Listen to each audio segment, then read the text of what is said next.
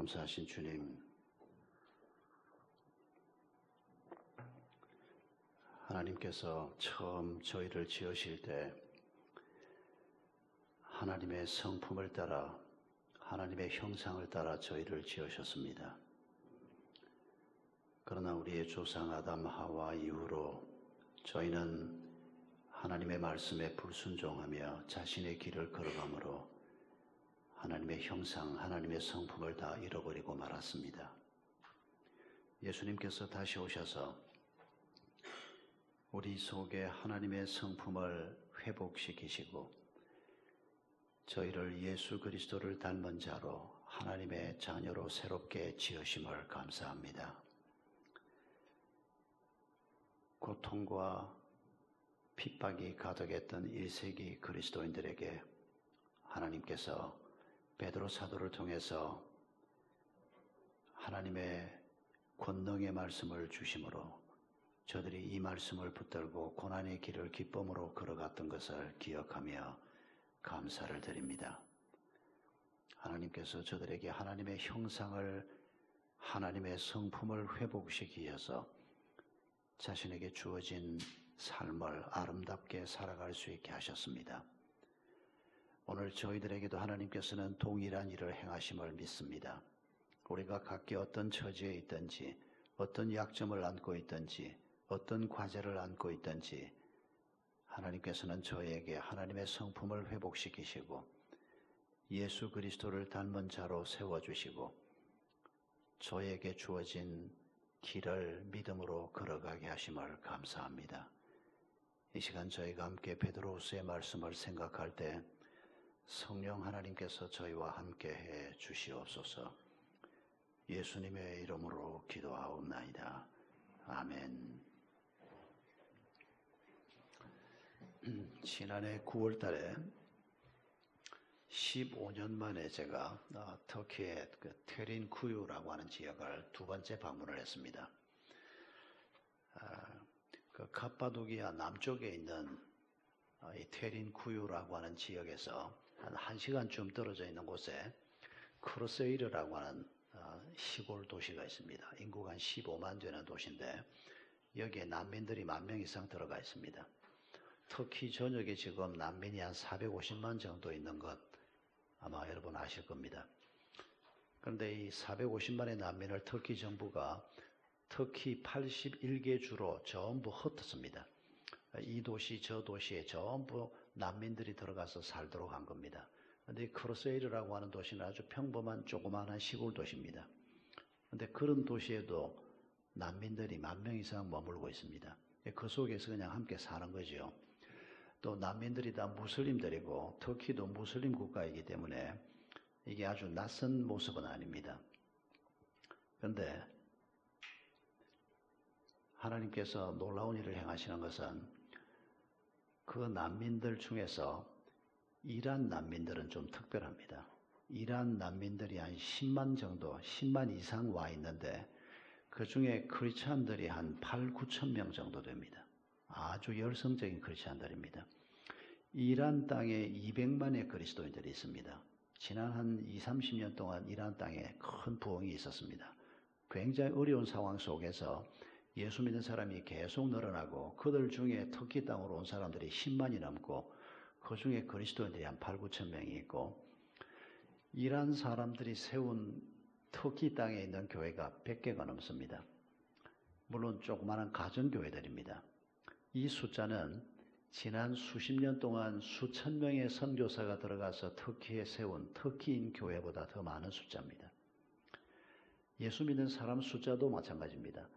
수십 년 동안 수천 명의 선교사들이 달게 붙어서 지금 터키 안에 그리스도인 숫자가 한 5천 내지 6천 명 정도 됩니다. 그런데 이란 땅에서 넘어온 그리스도인들이 8, 9천 명 정도 됩니다. 제가 지난 9월에 그 크루세이르에 있는 우리 은혜샘물교회 파송 선교사인 오미드 마리암 부부가 지금 4년째 하고 있는 교회를 방문하기 위해서 갔습니다. 무슬림 전도가 얼마나 어려운지 여러분 얘기 들어보셨는지 모르겠습니다. 10년을 일해도 한 사람 개종하는 사람 찾기가 어렵다고 얘기할 정도인데 난민들은 상황이 좀 다릅니다. 어려운 상황에 있고 그래서 복음이 난민들이라고 해서 잘 뿌려지는 건 아닌데 그 코르세리에 있는 이 오미드 마리암은 예수 믿은 지 7년밖에 안 되는 사람입니다. 평신도인데 목회를 하는 사람입니다. 그런데 이 사람이 4년 전에 선교사로 세움을 받았습니다. 그러니까 우리 목자 훈련 정도의 훈련을 받고 선교사가 된 거죠. 많이 훈련은 안 됐지만 상황이 워낙 다급하니까 들어간 겁니다. 자기가 난민으로 살고 있는 그 도시에서 자기 집에서 교회를 시작했는데 놀라운 일이 벌어지고 있습니다. 2015년 한 해 동안에 1년 내내 전도했는데 한 사람 개종자 한 사람, 아프간 한 사람 얻었답니다.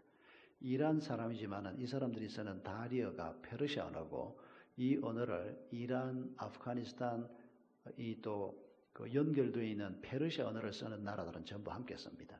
그러니까 아프간 사람이 한 사람 예수 믿었습니다. 근데 2016년 한 해 동안 놀라운 일이 벌어졌습니다.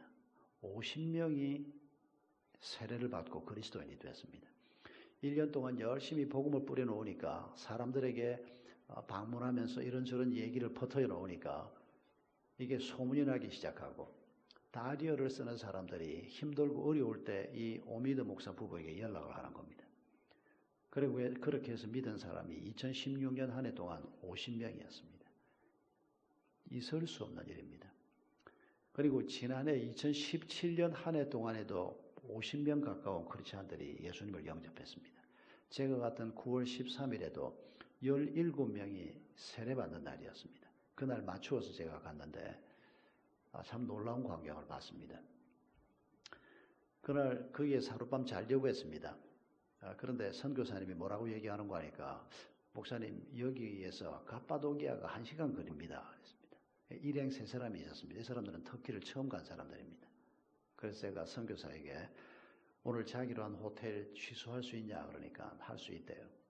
그러면 오늘 일정을 마치는 대로 갑바도기아로 들어가자. 금요일이었습니다. 그날이. 토요일 오전밖에 시간이 없습니다. 그리고 토요일 오후 5시 비행기를 타게 되어 있었습니다. 앙카라에서.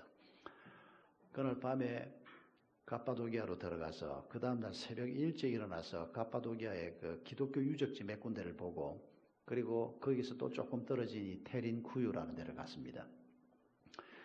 이 테린 쿠유는 로마에 있는 그 지하 카타콤하고 비슷합니다.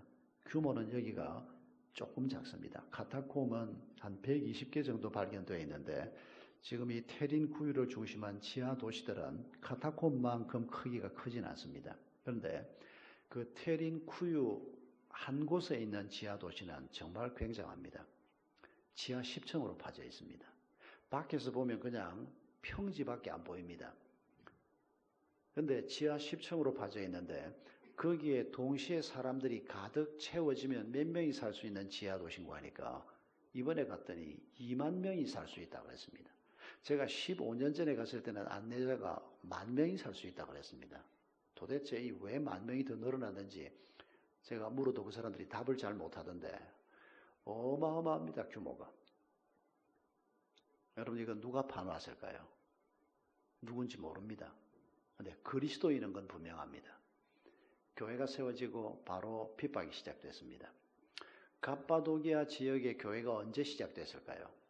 사도행전 1장을 보면 6월절에 예루살렘에 전 세계에서 이스라엘 사람들, 유대인들과 경건한 이방인들이 방문을 합니다.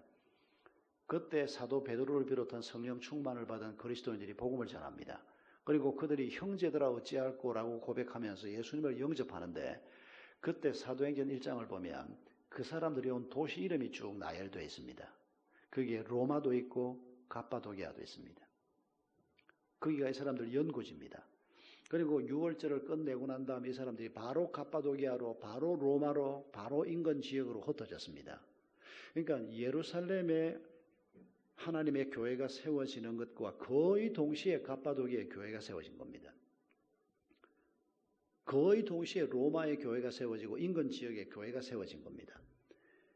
사도 바울과 바나바가 안디옥 교회를 세우기 전에 벌써 많은 교회들이 그렇게 세워지기 시작했습니다. 그리고 바로 이어서 핍박이 시작됐습니다.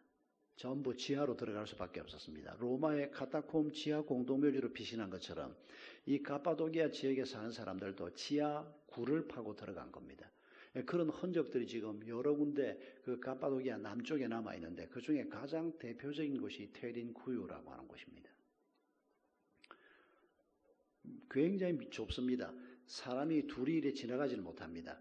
그래서 사람들이 올라오면 한 지점에 서서 기다려야 됩니다. 그 사람들이 나가고 다시 내려가고 이 통과가 서로 교차해서 안 됩니다. 그런 정도로 좁은 복도들이 굉장히 많습니다.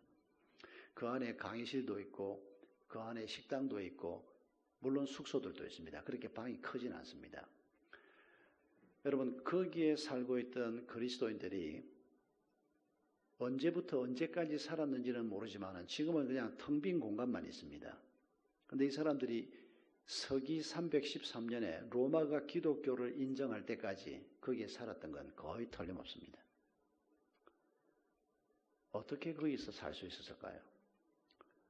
여러분 우리가 지금 예수 믿는다는 것 때문에 체포가 된다든지 예수 믿는다는 것 때문에 정상적으로 직장을 다닐 수가 없고 예수 믿는다는 것 때문에 우리 아이들을 정상적으로 교육을 시킬 수 없는 상황이 되면 과연 얼마나 그래도 예수를 믿겠다고 남아있을까요? 여러분 그 시대 그리스도인들은 사회로부터 불이익만 당한 게 아니고 체포가 되면 바로 사자밥이 됐습니다. 그런 끔찍한 상황에서 그들이 숨어서 한쪽 아주 은밀한 구석에 지금도 가파도기아라고 하는 옛 도시로부터 꽤 떨어져 있는 곳입니다. 그런데 지금 이 무슬림들이 그것 때문에 먹고 삽니다. 전 세계 그리스도인들이 거기를 보기 위해서 모여들기 시작합니다. 가는 사람마다 경악을 금할 수가 없는 엄청난 그 사람들은 거기를 박물관이라고 표현을 합니다. 여러분 그들이 그 어려운 시대 속에서 2000년 교회 역사 속에서 어쩌면 가장 힘들고 어려웠던 때가 그 시대였을 것입니다. 지금도 그 시대와 비슷한 상황이 북한에서 지구상 몇몇 곳에서는 다시 재현되고 있습니다만은 전체 교회가 그렇게 핍박을 받고 있던 그들이 어떻게 그 환경을 이겨내고 교회가 핍박받는 고난만 있었던 게 아닙니다. 베드로서를 보면 너희들 중에 고약한 상전 때문에 고통을 겪는 하인들이 있는데 이런 격려가 나옵니다. 직장 생활의 어려움이 여전히 있었습니다. 윗사람들이 너무 힘들어가지고 직장에 가면 쩔쩔매는 이런 사람들이 있었습니다. 너희들 중에 강팍한 남편하고 사는 아내들이 있는데 이런 귀절이 베드로전서에 나옵니다. 가정생활에 어려움이 많고 특히 그 시대에는 여성들이 약자였습니다. 여성들 때문에 남성들이 가정생활하는데 힘들다 이런 경우는 별로 없었습니다.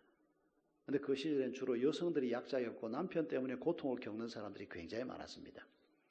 전체적으로는 교회가 함께 핍박을 받고 믿음 때문에 어려움을 겪고 개인적으로는 직장에서 가정에서 여러 가지 문제로 어려움을 겪는 이 사람들이 어떻게 그 환경을 이겨냈을까?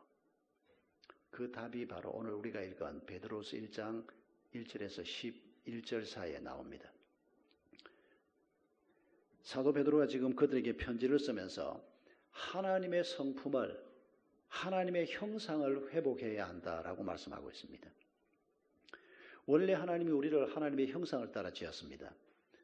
인간을 지으실 때 창세기 1장 26절 이하에 보면 우리를 하나님의 형상을 따라 지으셨다고 말씀하십니다.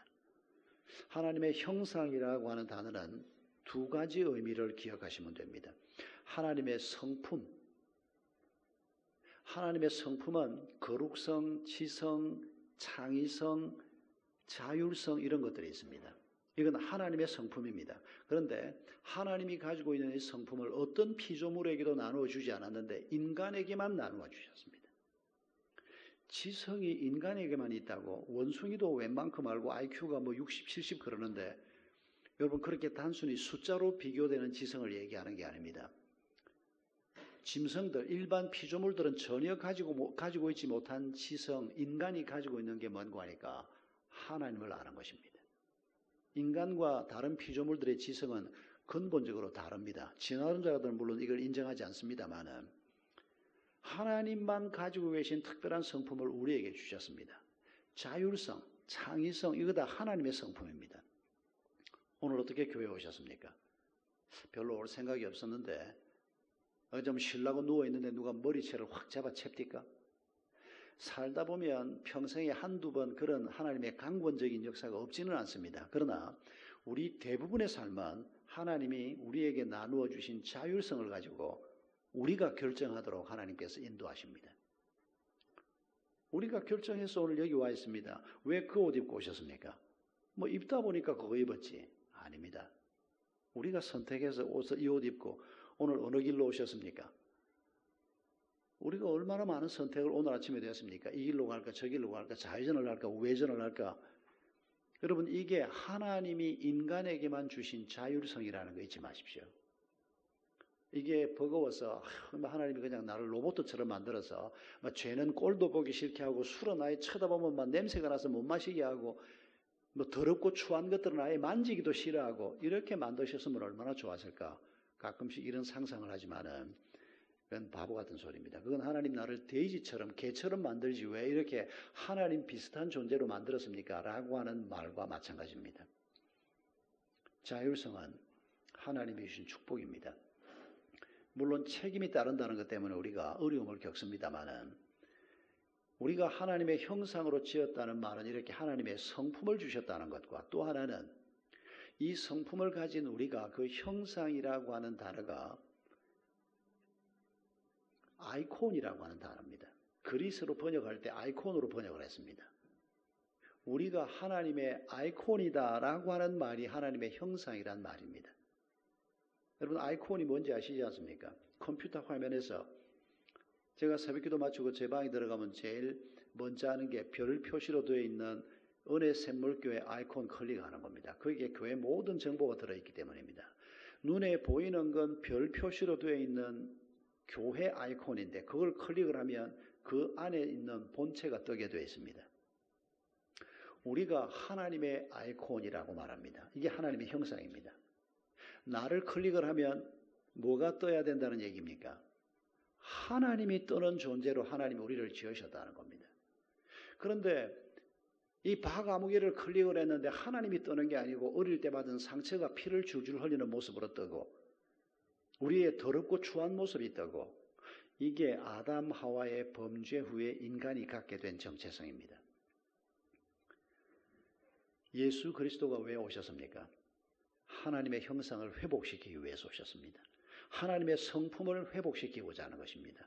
그래서 사람들이 나를 아무리 열심히 봐도 하나님이 드러나지 않는 하나님의 아이콘답지 못한 이런 삶을 살던 우리가 하나님의 형상이 회복되고 이제 하나님을 사람들이 볼 줄을 모르는데 그분들은 성경도 읽지 않고 예배도 드리지 않지만은 나를 보면서 하나님을 보게 되는 이런 존귀한 자리에 하나님이 우리를 부르셨다는 것입니다.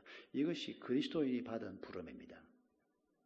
여러분 이 부름을 받은 사람들이 지금 처음 세워진 교회와 함께 길을 걸어가면서 엄청난 핍박 속에 놓이게 됐습니다. 환경으로부터 엄청난 고통을 겪게 됐습니다. 직장에 가도 어려움이 있고 부부 사이에도 어려움이 있습니다. 이 어려움들을 어떻게 극복할 수 있다고 베드로가 우리에게 충고합니까? 여러분 사도 베드로뿐 아니고 여러분들이 비슷한 시기에 편지들을 썼습니다마는 너희들 중에 좀 유력한 로마 당국의 인물들하고 좀 연줄이 닿는 사람이 없냐? 이렇게 고약하게 좀 하지 말고 좀 부드럽게 대해주고 좀 사람들을 좀 사람답게 대해주도록 우리가 청원을 한다든지 그런 노력을 그 시대 그리스도인들이 하지 않았을 것이라고 저는 생각하지 않습니다.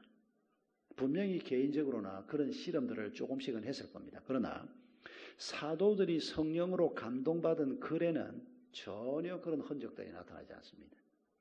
개인적으로 우리가 혹 내가 아는 어떤 사람을 통해서 우리 교회 집사님 좀 도와주세요.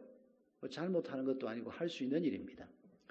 그러나 오늘 사도 베드로가 쓴 이 1장 첫 부분에서만 해도 이 고난의 시기, 무서운 시기, 이 고통스러운 상황을 통과하고 있는 그리스도인들에게 어떻게 해야 이 상황을 극복할 수 있느냐? 하나님의 형상을 회복해라. 이런 정답을 우리에게 가장 중요한 답을 우리에게 말씀하고 있습니다. 하나님의 형상을 회복한다는 것이 구체적으로 무엇이냐? 오늘 본문 5, 6, 7절이 핵심 구절입니다. 여기에 보면 우리가 보배로운 믿음을 가지고 있다고 1절에서 얘기했지 않습니까? 그런데 5절에 보면 우리가 가지고 있는 이 보배로운 믿음 위에 하나님께서 7가지를 공급하겠다, 더하겠다고 말씀하십니다. 이것이 하나님의 형상이요, 이것이 하나님의 성품입니다. 그 7가지가 덕, 지식, 절제, 인내, 경건, 형제 우애, 사랑 7가지입니다. 간략하게 7가지를 한번 살펴보겠습니다. 또 이 7가지를 어떻게 얻을 수 있다고 성경이 말씀하는지 살펴보겠습니다.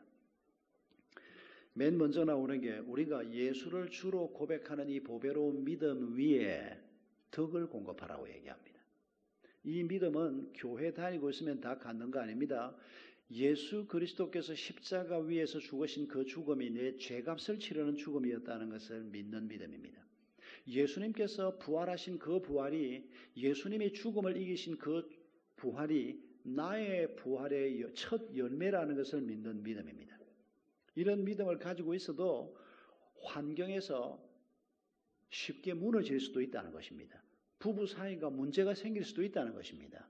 그러나 하나님께서 이 믿음에 공급하는 7가지를 공급받으면 우리의 상황을, 우리의 환경을 넘어설 수 있는 이런 강한 그리스도인, 성령 충만한 그리스도인이 될 수 있다고 말씀하고 있는 겁니다. 그 첫 번째가 덕입니다. 이 덕이라고 하는 단어를 설명하는 다른 2 단어를 기억하면 좀 쉽게 우리가 이해할 수 있습니다. 목적이라고 하는 단어와 탁월함이라고 하는 단어입니다. 우리는 저 사람이 참 덕스럽다 이런 말은 쓰는데 이 마이크가 참 덕스럽다 이런 말은 안 씁니다. 우리 오늘 한국말로 덕이란 말은 사람에게만 쓰는 단어입니다. 그런데 이 시대 헬라어를 쓰고 있던 당시 사람들은 뭐든지 보면 덕스럽다고 얘기합니다. 언제 덕스럽다고 얘기하는 거 하니까 마이크를 보고 덕스럽다. 언제 이 말을 합니까? 이 마이크가 만들어진 목적을 따라 잘 쓰임을 받고 있으면 덕스럽다고 얘기합니다. 여러분 이 마이크 때문에 뭐 그냥 말하듯이 조그만한 목소리로 얘기를 하는데도 저 뒤까지 잘 들리고 있습니다. 지금 이 마이크가 성능을 제대로 발휘하고 있습니다. 그러면 이 마이크는 덕스럽다 이렇게 얘기하는 겁니다. 탁월함이라는 게 뭡니까? 성경이 말하는 탁월함, 성경이 말하는 하나님이 보시기에 참 좋다. 그게 언제 좋다고 얘기하는 거니까 있어야 할 자리에 있을 때, 하나님께서 두신 자리에 있을 때, 하나님께서 의도하신 목적을 따라 잘 쓰임을 받을 때 좋다, 탁월하다 이렇게 말씀하는 것을 기억해야 합니다. 그래서 지금 덕을 공급받으라라고 하는 얘기는 하나님께서 우리를 왜 사람으로 지으셨는지 그 목적을 아느냐 하는 것입니다. 그리고 그 목적을 따라 살 때 우리 삶에 하나님이 주시는 탁월함이 있는 것을 알라는 것입니다. 왜 부부로 하나님이 우리를 부르셨습니까? 하고 많은 사람 중에 왜 이 사람하고 내가 부부가 돼야 합니까? 팔자가 사나워서 그냥 해필이면 그날 이 여자를 그냥 그 열차에서 만나가지고 얼마 전에 농담처럼 들었던 한 40대 부부가 들려준 얘기입니다. 목장에서 들은 얘기입니다. 예, 우리가 말은 그렇게 할 수 있습니다. 뭐 우연히 만났고 전에 어떤 목장에는 가니까 어디서 만났냐 그러니까 다들 막 픽픽 웃으면서 그냥 뭐 그러고 당사자 둘은 그냥 막 고개를 돌리고 그래서 어디서 만났길래 그러냐 그랬더니 몇 번을 물으니까 겨우 하는 말이 캬바레에서 만났습니다 이러는 겁니다. 옛날은 캬바레라고 그랬습니다. 나이트클럽에 가서 춤추러 갔다가 거기서 눈이 맞아가지고 연애하고 결혼하고 그리고 하나가 먼저 부인이 먼저 교회 나오고 남편 끌고 나오고 그렇게 해서 목장에 와서 앉아있는, 우리는 그렇게 우연히 만났다 뭐 어쩌다가 만났다 그럴지 모릅니다. 그리스도인에게 우연은 없습니다. 하나님께서 우리를 만나게 하신 겁니다. 여러분 하나님께서 우리를 이 교회 교인이 되게 하고 한국 사람으로 살게 하고, 그것도 한국 사람도 고구려 시대도 아니고 이 시대 사람으로 살게 하고, 여러분 여기에 하나님의 목적이 있다는 것을 잊으시면 안 됩니다. 왜 나를 해피니면 이렇게 만들어서 그런 쓸데없는 원망은 해봐야 아무 소용이 없습니다. 당신 인생에 도움도 안 되고 신앙 성장에도 아무 도움이 안 됩니다. 우리가 바꿀 수 없는 것은 내게 주어진 상황이면 하나님의 뜻이 무엇인가를 묻고 그 길을 걸어가는 지혜가 필요합니다. 그 길을 걸어갈 때 탁월함이 우리에게 보장된다는 것입니다. 다른 방식으로 탁월함을 얻고 좋다는 말을 들으려고 해서는 안 됩니다. 이 덕을 어떻게 공급받을 수 있습니까? 그 다음에 나오는 것이 답인 것을 알 수 있습니다. 덕에 지식을 더하라, 공급하라. 지식을 잘 공급받으면 이 덕을 공급받을 수 있다는 겁니다. 우리가 배워야 할 지식이 참 많습니다. 어떻게 하면 돈을 잘 벌 수 있을까? 굉장히 중요한 지식입니다. 그래야 살아남을 거 아닙니까? 어떻게 하면 맛있게 음식을 먹을까? 어떻게 하면 옷을 맵시 있게 입을까? 어떻게 하면 위생적으로 건강 관리를 잘 할 수 있을까? 우리가 배워야 할 지식이 수도 없이 많습니다. 그 모든 지식 중에 근본이 되는 지식이 어떤 지식입니까? 하나님을 아는 지식입니다. 그 말은 다른 말이 아니고 하나님을 아는 지식이 없이 이런 지식 저런 지식 많이 가져봐야 그건 아무 의미가 없다는 겁니다. 이건 제가 조금 과장해서 하는 얘기입니다. 정확하게 말하면 이렇습니다.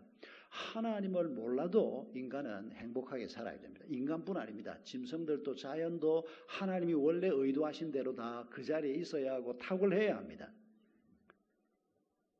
그런데 조금 비꼬아서 우리가 얘기를 해보면 아니 하나님도 모르는 게 뭐 맛있는 거 먹으면 뭐합니까? 이건 틀린 말입니다. 절대 은혜 받지 마십시오.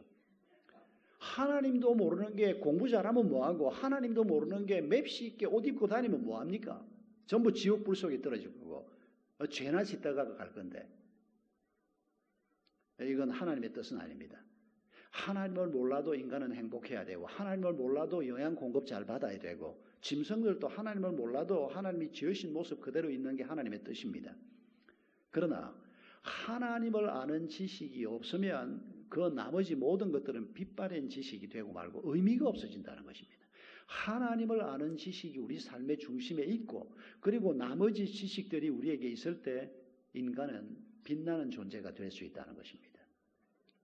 하나님을 아는 지식이라는 게 뭘까요? 우리는 하나님에 대한 정보를 많이 가지면 하나님에 대한 지식이 많다고 생각하는 잘못된 경향이 있습니다. 그렇지 않습니다. 제가 직접 몸으로 운동을 하는 건 테니스를 한 25년 동안 하고 있습니다만은 근데 테니스를 보는 건 별로 좋아하지 않습니다. 보면 별 재미가 없습니다. 보는 건 뭘 좋아하는 거니까 축구를 제가 좋아합니다. 이상하게 그렇습니다. 다른 스포츠는 제가 거의 보지 않습니다. 별 재미가 없어요. 뭐 유명한 스타들이 나와서 하는 미국 NBA 농구 같은 것도 별 재미가 없어요. 그런데 축구는 동네 축구를 봐도 재미있습니다. 나는 이게 왜 이렇게 되는지 모르겠습니다. 내가 축구를 많이 차본 것도 아닌데 제 마음속에 차범근, 박지성 최고의 스타들입니다. 오래전에 차범근이 독일 분데스리가에서 뛰고 있을 때 제가 영국에서 첫 안식년을 갔을 때입니다만은 브뤼셀을 갔는데 세상에 제 앞에 차범근이 이쪽으로 오고 있는 겁니다. 브뤼셀 거리에서 만났습니다. 얼마나 내가 반가웠는지 차범근 씨하고 갔는데 이 양반이 막 놀라는 겁니다. 처음 보는 사람이 너무 친근하게 막 다가오니까 그래서 아차 싶어서 사실은 내가 강남 논현동에서 뭐 일하는 목사인데 영국에 안식년으로 와 있고 오늘 여기 한 일주일 와 있는 동안에 오늘 당신을 만났는데 내가 당신 팬이라고. 그러니까 양반이 얼굴이 약간 굳어 있다가 환하게 웃으면서 그 브뤼셀 거리에 서가지고 한 5분을 얘기를 했습니다. 잊을 수 없는 추억입니다. 차범근 제가 잘 압니다. 차범근에 관한 주변 정보들 제가 잘 압니다. 박지성 아버지 얼굴도 알고 박지성에 관한 정보도 제가 꽤 많이 알고 있습니다. 박지성은 아직 얼굴 한번 본 적이 없습니다. 차범근 씨를 내가 다시 만나가지고 아이고 차 집사님 내가 1980 몇 년도에 당신하고 브뤼셀 거리에 서서 5분 동안 얘기했고 내가 당신에 관한 정보가 굉장히 많다. 그 양반 내 얼굴도 기억 못할 겁니다. 여러분 아시는 대로. 내가 그 사람에 관한 정보는 좀 가지고 있는데 그 사람하고 전혀 친하지 못합니다. 정보를 가지고 있다고 해서 친해지는 게 아닙니다. 그런데 우리가 자꾸 오판하는 건 뭔고 하니까 하나님에 대한 인포메이션을 좀 가지고 있으면 하나님하고 친해지는 것처럼 자꾸 오해를 합니다. 예, 물론 정보가 있어야 합니다. 정보가 있으면 친해지는 이 매개물 역할은 할 수 있습니다. 그러나 정보가 많이 있는데도 하나님하고 별로 친하지 않은 사람들이 많습니다. 목적이 다른 데 있기 때문입니다. 열심히 설교를 해도 하나님이 주신 목적을 가지고 설교하는 게 아니고 자기의 다른 목적을 가지고 열심히 설교를 하면 여러분 그 사람 하나님하고 절대 친한 사람이 될 수 없습니다. 하나님을 아는 지식이라고 하는 것은 하나님하고 친밀하다는 뜻입니다. 정보의 양을 얘기하는 게 아니고 정보의 양이 많든 적든 얼마나 친하냐 하는 얘기를 하는 겁니다. 여러분 앞으로 우리가 살아가면서 누구보다도 하나님과 많이 친해지는 축복이 있기를 바랍니다. 하나님하고 친해지면 내가 보입니다. 하나님하고 친해지면 내 과거가 해석이 됩니다. 세상 사람들은 과거는 바뀌지 않는다고 얘기합니다. 천만의 말씀입니다. 하나님을 알고 하나님하고 친밀해지면 우리의 과거가 재해석되고 우리의 과거도 바뀌는 것을 경험하게 될 겁니다.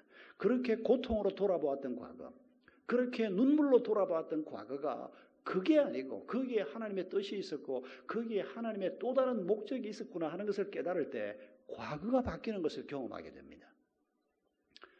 여러분 우리가 하나님하고 친밀해지면 친밀해질수록 우리 삶의 목적을 발견하게 되고 우리 삶의 탁월함을 얻을 수 있다는 것입니다. 어떻게 하면 하나님하고 친밀해질 수 있을까요? 그 다음에 나오는 말씀이 절제를 공급하라는 것입니다. 내가 하고 싶은 거 다 하고 기운 남으면, 시간 남으면, 돈 남으면 내가 주를 위해서 뭘 좀 해보리라. 이렇게 생각하는 사람은 절대 하나님하고 친할 수 없습니다. 뭔가를 절제해야 합니다. 시간도 절제해야 되고 에너지도 절제해야 되고 우리가 잘라내야 합니다. 절제해야 하나님과의 친밀함이 가능합니다. 뭘 절제해야 할지는 우리 자신들이 잘 살펴봐야 합니다. 그런데 그런 절제하는 씨름 없이 내가 하나님하고 친해지리라. 당신은 불가능한 일을 하고 있는 겁니다. 아예 말도 안 되는 짓을 하고 있는 겁니다. 부부간에 친해지려고 그러면 어떻게 하면 됩니까?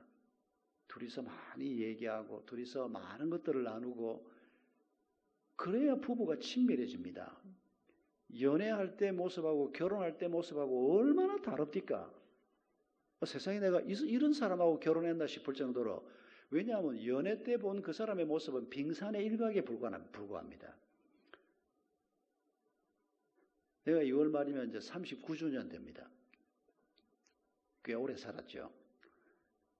그런데 요새도 집사람하고 얘기를 하다 보면 아니 이런 면이 있었나 이런 느낌을 받을 때가 있습니다. 우리가 꽤 대화도 많이 하는 편인데 집사람이 얼마 전에 같이 몇 사람이 앉았는데 누가 순대를 들고 왔습니다. 목장에 갔을 땐가 하여튼 몇 사람이 같이 앉았는데 내가 순대를 하나에 맛있게 집어 먹으니까 날 보고 뭐라 그러는 거 하니까 아니 당신 순대 먹어 이러는 겁니다.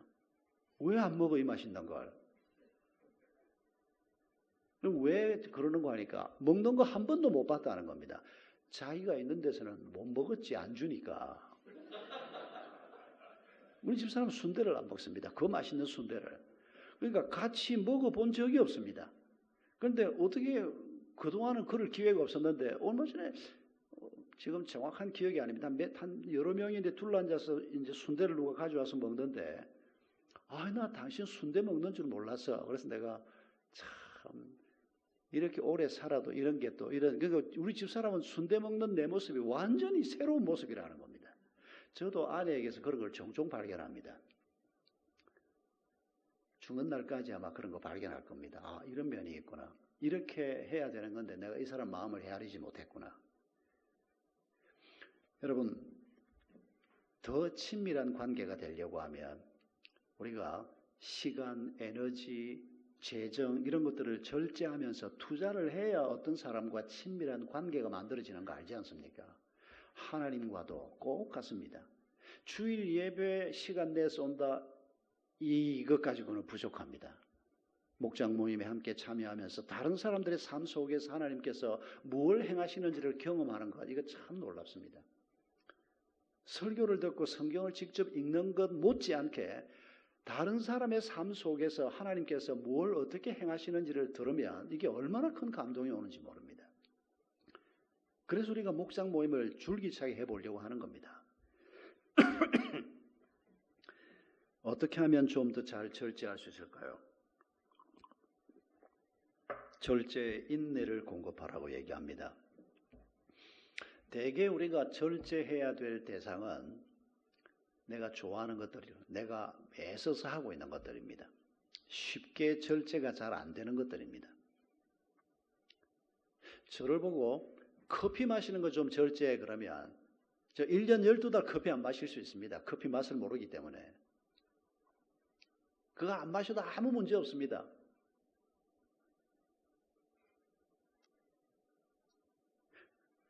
우리가 좋아하지 않는 건 인내하면서 절제하지 않아도 됩니다. 그건 쉽게 안 할 수 있기 때문입니다. 그런데 내가 좋아하면서 하는 거, 이걸 좀 멈추어서야 될 때는 굉장한 인내가 필요한데 대개 우리의 문제거리들이 여기에 있습니다. 일을 하는 것이든 취미생활이건 무엇이건 간에 뭔가 좀 절제하기 위해서는 반드시 인내가 필요한, 그래서 하나님께서는 우리에게 인내하는 사람으로 우리를 훈련시키셔서 절제할 수 있는 사람이 되게 하겠다고 얘기하는 겁니다. 좀 술을 절제할 수 있도록, 술은 그냥 소태맛이 되고 그냥 아예만 먹지 못하도록 입을 바꿔주시면 좋을 텐데 그렇게 쉽게 가려고 하면 안 됩니다. 하나님께서 선택하신 방법은 그런 방법이 아닙니다. 제가 지금까지 교회를 하면서 직접 만난 우리 성도들 중에서 술이 소태맛 돼서 끊는 사람 딱 2사람 봤습니다.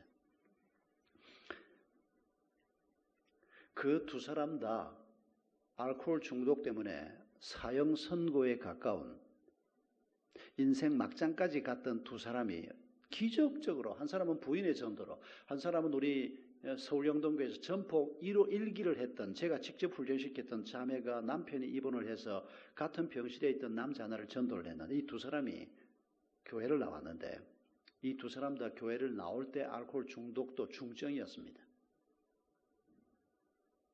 그런데 많은 남자들이 이 술을 놓고 좀 인내심을 좀 발휘해 보고 싶어서 씨름을 하는데도 성령 충만을 경험을 해도 말씀 충만을 경험을 해도 여전히 술은 맛있고, 그런데도 인내심을 발휘해서 술과 싸워야 하는 게 보통의 싸움인데 이 2사람은 하나님께서 도저히 견딜 수가 없어가지고 술을 입에 딱 댔는데 그냥 구역질이 나오고, 그렇게 해서 신앙생활 초반에 술을 완전히 끊게 하는 이런 기적을 딱 2사람 경험했습니다. 하나님이 필요하면 그렇게 하실 수 있습니다. 그러나 하나님께서 우리 대부분의 사람들에게 어떻게 해서든지 인내의 훈련을 시키려고 합니다. 인내심이라고 하는 것이 우리에게 참 중요합니다. 꼴보기 싫은 인간을 보고 인내할 줄 모르면 직장생활 못합니다. 부부생활도 못합니다. 죽고 못 살아서 결혼했는데 살아보면 꼴보기 싫은 게 한두 가지가 아닌 게 부부거든요.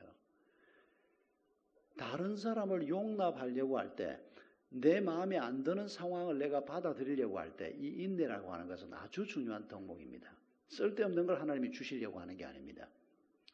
어떻게 하면 인내를 좀 더 우리가 잘 공급받을까요? 경건을 공급받으면 잘 인내할 수 있는 사람이 될 수 있습니다. 나는 원래 성품이 이렇게 생겨먹어서 난 잘 못 참아, 이해해줘. 그런 사람 없습니다. 하나님께서 경건을 통해서 인내를 공급하겠다고 하는데, 경건이 뭡니까? 내가 하나님 앞에서 산다는 신전의식을 가지고 사는 삶의 태도를 경건이라고 합니다. 아무도 몰라. 그리스도인은 그렇게 생각하지 않습니다. 하나님이 나를 보고 계셔. 하나님이 나를 심판하실 거야, 내 악에 대해서. 여러분, 이 하나님을 바라보는 삶의 태도가 이런 태도일 때 어떤 것도 우리는 인내할 수 있습니다. 또 그런 삶의 태도를 통해서 성령이 우리를 도와주셔서 인내하게 하신다는 것입니다. 어떻게 하면 경건할 수 있을까요? 형제 사랑을 통해서 경건을 공급받으라고 얘기합니다. 우리는 경건 그러면 먼저 떠올리는 단어가 뭡니까? 금식 기도가 먼저 생각납니까? 새벽 기도가 먼저 생각납니까? 하루도 안 빠지고 큐티하는 사람, 주일이면 꼭 교회 가는 사람, 이런 모습이 떠오릅니까? 지금 사도 베드로는 우리에게 형제 사랑을 얘기합니다. 내가 경건의 연습을 지금 잘하고 있는가 하는 중요한 리트머스 시험지 하나가 내 옆에 있는 사람들에게 얼마나 관심이 있느냐라는 것입니다. 그것도 형제 사랑, 우애라고 할 때 이 사랑이 감성적인 사랑을 얘기하는 게 아닙니다. 성경이 우리에게 가르치는 사랑은 섬김과 책임입니다. 원수를 사랑하라고 얘기합니다. 근데 그 말을 듣는 우리는 주로 어떻게 반응하는 거 아니까? 아니 꼴도 배기 싫은데 어떻게 원수를 사랑하라고 그래? 이 감성적인 접근을 먼저 합니다. 예, 우리의 마음 상태가, 우리의 감정이 꼴도 배기 싫은 원수가 사랑스러운 사람이 되면 그것도 좋겠습니다만은 일단 성경이 가르치는 건 그게 먼저가 아닙니다. 원수가 목말라 하면 어떻게 하라고요? 꼴이 배기 싫든 말든 목말라 하면 마시게 하라는 겁니다. 배고파하면 먹게 하라는 겁니다. 사랑이 이런 실천적인 사랑, 섬김의 사랑을 성경이 가르치고 있습니다. 우리의 그러면 감정 상태는 아무 의미가 없단 말이냐? 그렇지는 않습니다. 그런데 먼저 섬김을 얘기합니다. 우리가 경건의 훈련을 제대로 하고 있는가를 내가 내 옆에 있는 다른 형제, 불신자가 아니고 일단은 같이 믿음을 가지고 있는 공동체 안의 사람들에 대한 내 관심을 가지고 점검을 해본다면 이런 겁니다. 지난 한 일주일 동안에 뭐 몇 달씩 하지 말고 지난 일주일 동안에 배고픈 사람에게 라면이라도 한 그릇 사줘 본 적이 있습니까? 힘들어하는 사람에게 손이라도 한번 잡으면서 격려해 본 적이 있습니까? 행동해 본 적이 있느냐 그 말입니다. 아 내가 해야 되는 거 아는데 그 친구 요새 힘들어해서 내가 뭐 설렁탕이라도 한 그릇 사주고 좀 격려하고 싶은데 막 바빠가지고 그냥 도무지 짬이 안 나. 예, 무엇 때문에 못하건 간에 우리가 이런 사랑의 행동이나 사랑의 표현 없이 살고 있다면 당신은 경건하고 거리가 아주 먼 사람입니다. 그걸 잊지 말아야 합니다. 찬송하면서 마음이 뜨거워지고 눈물이 솟고 예, 그거 괜찮습니다. 근데 그건 아무 의미 없는 일이 될 수 있습니다. 우리의 마음에 그런 감동이 왔으면 그건 순종하고 섬기고 사랑하기 위한 시발, 출발 지점에서 우리가 경험하는 겁니다. 그런데 이런 하나님이 이런 마음을, 부드러운 마음을 주셨는데 그 마음 가지고는 다른 사람 생각하면 불편한 마음밖에 없고 섬기고 싶은 마음은 전혀 없고 여러분 이거 잘 우리가 구별해내야 합니다. 마지막으로 언급하는 것이 사랑을 공급하라입니다. 여러분 이 단어가 아가페라고 하는 단어인 거 아실 겁니다. 예수님 오시기 250여 년 전에 히브리어로 기록된 구약 성경을 이미 세계어가 되어 있던 그리스어로 번역을 했습니다. 그때 알렉산드리아에 모인 70명의 학자들이 이 하나님의 사랑이라고 하는 구약 단어를 히브리어로 헤세드라고 하는 단어인데 이 단어를 그리스어로 뭐라고 번역을 할까? 그때 이미 쓰여지고 있던 두 단어가 있었습니다. 이 단어는 우리가 익숙하게 압니다마는 에로스라고 하는 단어가 있었고 필리아라고 하는 단어가 있었습니다. 어떤 사람들은 에로스는 남녀간의 사랑이고 필리아는 우정이다 그러는 사람이 있는데 아닙니다. 그 누가 책을 한번 잘못 내고 그걸 이 사람 저 사람 인용하면서 이런 오해가 자꾸 번지고 있는데 에로스가 국가에 대한 사랑이기도 하고 이게 그냥 남녀 간의 사랑에 한정해서 쓰여진 단어가 아닙니다. 혼용해서 쓰여진 겁니다. 그런데 에로스나 필리아라고 하는 두 단어를 사랑이라고 하는 단어로 이미 쓰고 있는데 이 70명의 성경학자들이 하나님의 사랑을 이 두 단어 중에 하나를 가지고 쓰기에는 너무 부족하다고 생각한 겁니다. 그래서 그때 만든 신조어가 아가페라고 하는 단어입니다. 이전에 없던 단어입니다. 잘 하셨다고 생각됩니다. 하나님의 사랑은 누가 흉내낼 수 있는 사랑이 아닙니다.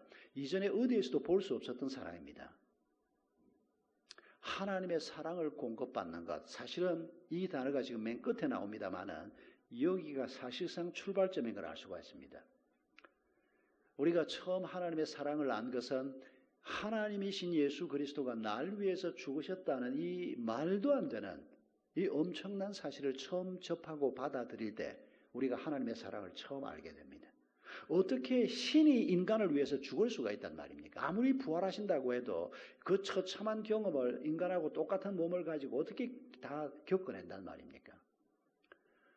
그 예수 그리스도의 사랑을 우리가 그렇게 배운 다음에 이제 살아가면서 예수 그리스도의 사랑이 십자가와 부활을 통해서만 나타나는 게 아니고 내 삶의 자리에서 날마다 놀라운 모습으로 나타나는 것을 경험하는 것이 신앙생활입니다.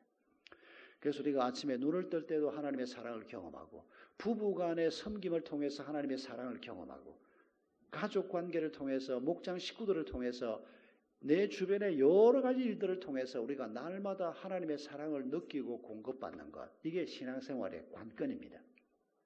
이런 하나님의 사랑을 우리가 계속 공급을 잘 받으면 다른 사람을 사랑할 수 있는 힘이 거기에서부터 비롯됩니다. 하나님의 사랑을 날마다 경험하고 내 주변에 있는 사람에 대한 사랑과 애정을 가진 마음을 가지고 길을 걸어가면 바로 우리가 경건의 모습을 갖추게 됩니다. 이 경건에서 우리가 인내를 이루어낼 수 있고, 이 인내를 이루어낼 때 우리 삶에 절제의 열매가 있고, 이 절제를 통해서 하나님을 아는 지식, 하나님과의 친밀함이 가능하고, 하나님하고 친밀하게 될 때 내 삶의 답을 발견할 수 있고, 목적을 발견할 수 있고, 탁월함을 얻을 수가 있는 것입니다. 이 7가지를 우리가 가지고 있는 믿음 위에 보충시켜 주겠다고 하나님께서 약속하고 계시는 것입니다.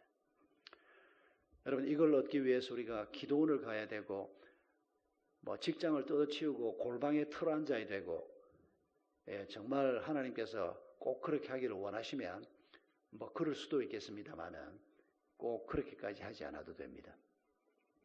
일상생활 속에서 하나님과 우리가 동행하는 겁니다. 사건마다 날마다 하나님께서 왜 이런 일을 내게 허락하시는지, 하나님이 나를 향해서 가지고 있는 생각이 무엇인지, 우리가 이런 것들을 늘 묵상하고 받아들이고 하나님하고 교제하면서 우리 속에 하나님의 성품이 회복되는, 성령의 열매가 우리 삶에 맺히게 되는 이런 길을 걸어갈 때 우리가 그리스도를 닮아가고, 우리 주님께서 하나님의 아들로서 이 땅에서 놀라운 삶을 사신 것처럼 우리는 그분의 제자로서, 그분하고 똑같은 존재는 아닙니다. 그러나 인간 예수의 제자로서, 인간 예수가 보여주신 모범의 본을 따라서 그분의 제자로서 우리가 이 땅에서 가장 아름다운 자로, 가장 지혜로운 자로, 가장 강한 자로 우리가 이 땅의 삶을 살 수 있는 것입니다. 그래서 하나님의 형상을 회복하라, 신의 성품을 회복하라, 그렇게 교훈하고 계시는 것입니다.